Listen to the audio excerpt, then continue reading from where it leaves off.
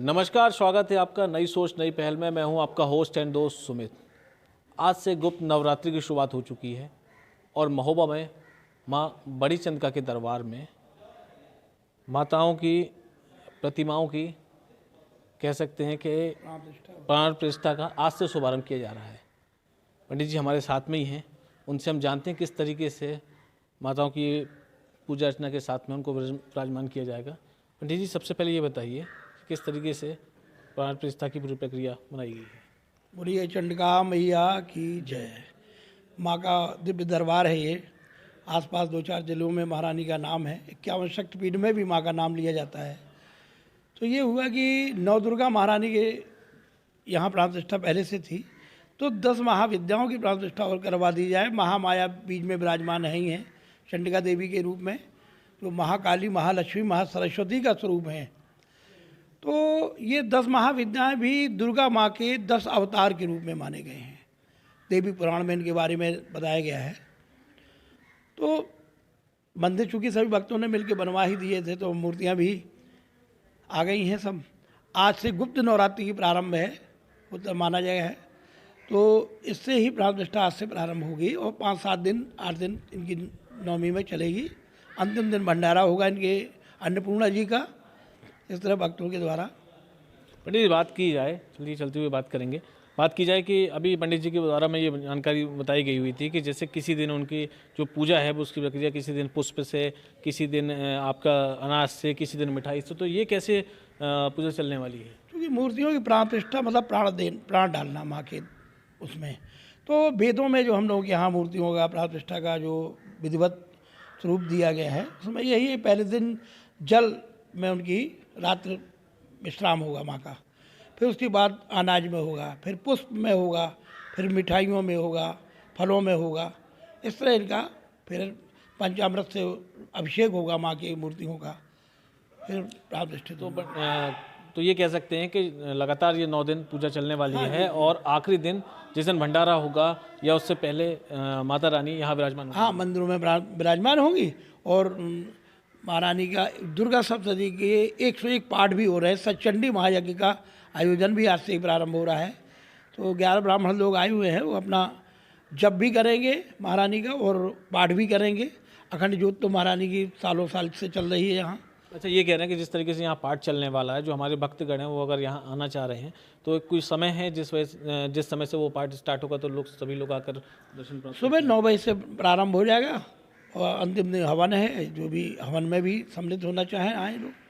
आप देख सकते हैं, कैमरा पर्सन से भी कहेंगे एक बार थोड़ा सा मूर्तियों की तरफ थोड़ा कैमरे को घुमाएं और दिखाएं किस सुंदरता के साथ में महोबा में बड़ी चंद्रिका माँ के दरबार में यहाँ प्राण प्रतिष्ठा का कार्य होने शुरू हो चुका है और आज से यहाँ पर पूजा पाठ के साथ विधिवत तरीके से माता रानियों को अपनी जगह पर विराजमान किया जाएगा। किस विधान के साथ आज पूजा की प्रक्रिया शुरुआत होगी? आज का विधान ये है कि ये शक्तिपीठ है, तो शक्तिपीठ में आज सभी लोग आए हुए हैं। तो सबसे पहले तो ये होता है कि जैसे हम शक्तिपीठ में जाते हैं तो सबसे पहले हम देवी की प्रार्थना करते हैं कि हमारा कोई भी कार्य हो वो दूर हो जाए। तो जैसे कई देवियाँ के वो हैं, तो सबसे अच्छा है हमारा उनसे स्तुति करना। देवी प्रपन्नार्ते हरे प्रसीदौ, प्रसीद मातर जगतोऽखिलस्य, प्रसीद विश्वेश्वरी पाहि विश्वम, त्वमीश्वरी देवी चराचरस्य। इस चर अचर की स्वामिनी है, इसलिए इनकी शरण में जो आता है उसका कल्याण हो जाता है। तो आज यहाँ 10 महाविद्याओं की स्थापना का प्रथम दिवस है और उसके उपलक्ष्य में आज सतचंडी प्रारंभ होगा। और सबसे पहले होता है कोई भी कार्य हम जब करते हैं तो उस कार्य करने का अधिकारी बनाते हैं यजमान को। तो सबसे पहले होता है प्रायश्चित। प्रायश्चित को कहते हैं पापक्षयानि प्रायश्चित्तानि। सभी पापों का क्षय करने के लिए, नष्ट करने के लिए हम प्रायश्चित करते हैं। प्रायश्चित में 10 विधि स्नान होता है। 10 विधि का मतलब है 10 प्रकार से स्नान कराया जाता है। 5 प्रकार तो ये है कि जो गाय का विकार होता है, गोर विकारो गव्यम, गाय के विकार को हम गब्ब कहते हैं। जो हमारे अंदर 5 प्रकार की वायु हैं, प्राण, अपान, व्यान, समान, उदान।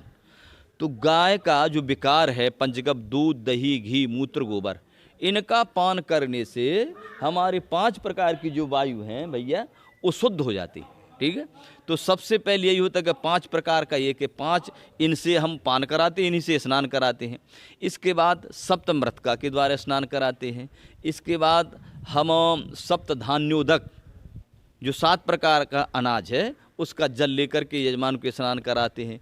इसके बाद सुवर्णोदक, सुवर्ण का जल लेकर के स्नान कराते हैं। इसके बाद फलोदक, फल का रस लिया, यजमान को स्नान कराए। फिर होता कुशोदक, कुशोदक सर्वश्रेष्ठ माना जाता। अगर ये कोई भी नहीं है तो कुश में ब्रह्मा विष्णु महेश सारे तीर्थों का निवास है, इसलिए अगर ये चीज़ें उपलब्ध नहीं हैं तो हम कुशोदक से स्नान करा करके, पंचगव्य प्राशन करा करके यजमान को यज्ञ और गोदान करा करके यजमान को यज्ञ करने का अधिकारी बना देते हैं। तो ये प्रायश्चित्त की विधि है। प्रायश्चित्त के बाद करते हम जल यात्रा। जल यात्रा का मतलब ये है कि जो मंगल कलश होते हैं उन मंगल कलशों में मंगल जल भरा जाता है। और मंगल जल ये है कि अब हम तीर्थ में नहीं जा सकते हैं। पहले राजा लोग जब यज्ञ करते थे तो वो तीर्थ में जाते थे जल लेने के लिए, और बरसों उनका शुद्धि का कार्य चलता था। 1 साल तक राजा शुद्धि करते थे जब यज्ञ करने के अधिकारी बन पाते। 365 दिन वो प्रायश्चित्त करते थे, 365 गाय दान कराते थे। इसके बाद यज्ञ करने का उनको अधिकार मिलता था। तो वो जल हम तीर्थ से लाते थे। अब जैसे समय बदलता गया, ह्रास होता गया समय का, अब ये कलयुग है तो इतनी साधना नहीं है, इतनी व्यवस्था नहीं है कि हम आज ही तीर्थ चले जाएं, आज ही यहाँ स्थापना कर लें। तो इसके लिए हमारे शास्त्र में, वेदों में बनाया है कि हम जा कर के आज जो जल यात्रा करते हैं तो किसी जलाशय में गए, अगर जलाशय नहीं है किसी पात्र में जल को ले लिया और उस जल में सारे तीर्थों का आवाहन हम कर लेते हैं। अब वही तीर्थों के द्वारा जो आवाहन हो जाता है जल, उस जल को हम भर लेते हैं अपने कलशों में और उन कलशों का जल लाते हैं हम। तो ये होता कि जैसे मान लीजिए सौभाग्यवती माताएं हैं, अगर नहीं है उपलब्ध तो ब्राह्मण हो जाते हैं। नहीं, जितने कलश हैं उतने प्रकार की सौभाग्यवती माताएं आती हैं और मंगल कलश अपना सिर पर रखती हैं और सुंदर गायन वादन के साथ भगवान का नाम संकीर्तन करते हुए, बाजा बजाते हुए, और इसके बाद अपने स्थान तक पहुँच। तो बीच में क्षेत्रपाल का बलिदान कराया जाता है क्षेत्र की रक्षा के लिए।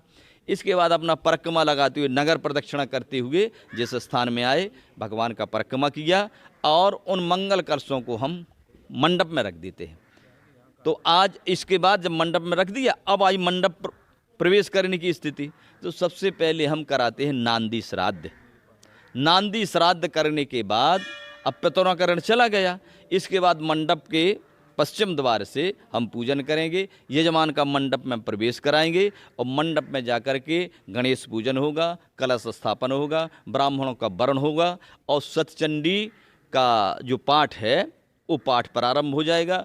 और जो हमारी 10 महाविद्याएं हैं उनकी प्रतिष्ठा का जो प्रथम दिवस है, उस दिवस में उनका जलाधिवास जो होता है, और जलाधिवास के लिए जो कारीगर के द्वारा अनेक प्रकार का आघात किया जाता है, उसको दूर करने के लिए हम एक लेप बनाते हैं मंत्रों के द्वारा। उन सब में लेप लगाया जाएगा, उनके नेत्रों में पट्टियां बांधी जाएंगी और फिर से तीर्थों का आवाहन करके सारे तीर्थ जल के द्वारा उनका आज जल में अधिवास करा दिया जाएगा। तो आज यहाँ तक कार्य हमारा पहुँचेगा। आज इन 10 महाविद्याओं का जल में अधिवास कराया जाएगा। बोलिए दुर्गा मैया की जय, बड़ी चंडिका मैया की जय, चंडिका धाम की जय। हर हर महादेव।